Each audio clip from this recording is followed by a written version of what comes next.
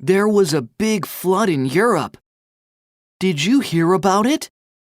No, I didn't. But floods aren't that common in winter, are they?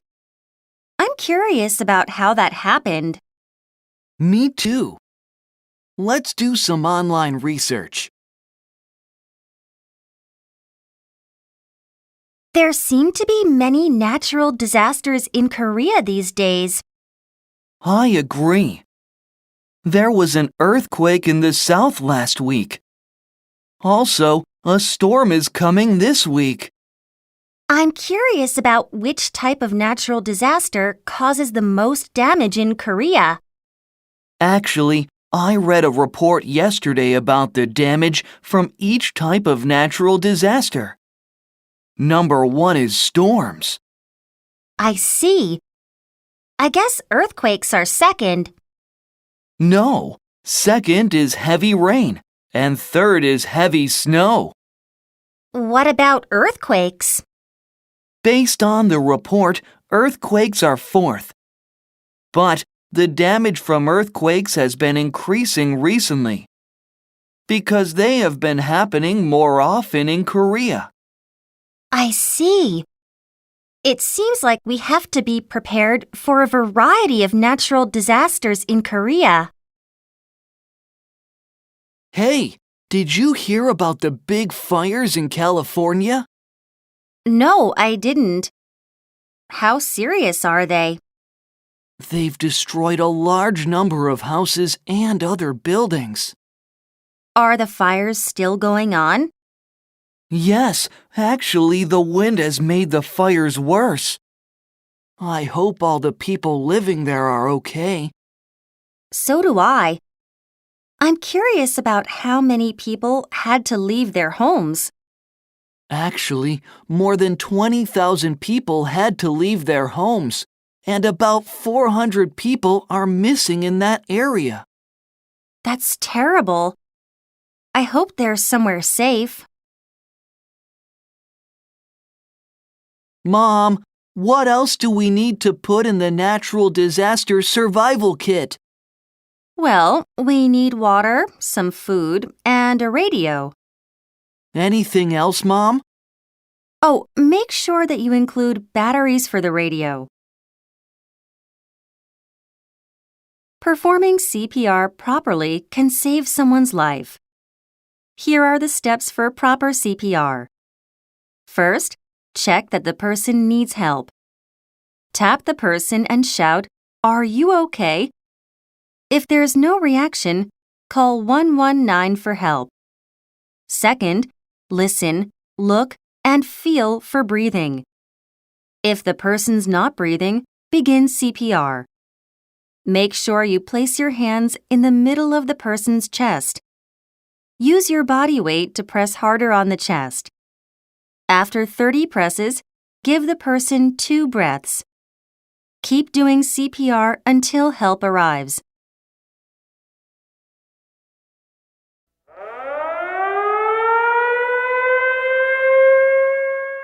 Susie, this is a fire drill. Let's go! Okay. The guidelines say that we have to get in line quickly. We're going to the meeting place, right? Right. Remember to lower your body while you're walking. I got it. Hey, why don't we take the elevators? They're faster than the stairs. No. Make sure you don't take the elevators in a real fire. It's very dangerous. Okay. Wait. I need to get my backpack. Forget about your backpack. Leave your belongings behind and just go. You're right. Okay, let's go. Waking up to an earthquake. One night in February, after I had gone to bed, an earthquake hit. I woke up suddenly because my bed was shaking. I thought my brother was shaking my bed as a joke. But then I heard the mirror on my desk fall to the floor and break into pieces. I knew it wasn't my brother then, but I still didn't know what exactly was happening. Soon, the whole room began to shake violently, and my confusion turned to panic. My mom shouted that it was an earthquake and ran into my room. Since it was my first time experiencing an earthquake, I didn't know how to react. I just kept saying, "What should I do?" My mom pulled me and my brother out of bed. We ran to the kitchen and crawled under the table. I could see the lights swinging violently and books falling to the floor. Our family picture dropped from the wall and the glass covering it broke. A cup tipped over and rolled off the kitchen table. Every second, I could hear something else in the apartment break. I started to worry that the building would collapse. Then the shaking seemed to stop. We started crawling toward the door. At that moment, my mom's cell phone rang.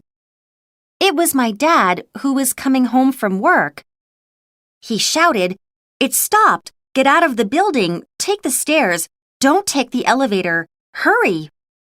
"Where are you? Are you okay?" my mom asked urgently. My dad answered, "Don't worry, I'm okay. I was driving home when the shaking started." But I pulled over immediately. I'm listening to the radio right now to find out what's going on. We nervously made our way down the stairs and outside. I looked around. Parts of buildings had fallen and had smashed several cars. We went to an open space to avoid more falling pieces. How could all this have happened in a few minutes? Although I had done many earthquake drills in school, I had never thought I'd experience a real earthquake. I still get scared when I remember that night. I can't forget the panic I felt when the furniture was shaking and things were falling to the floor. After that night, I began to take earthquake drills seriously. I realized that I should be prepared for the next earthquake, which can occur at any time.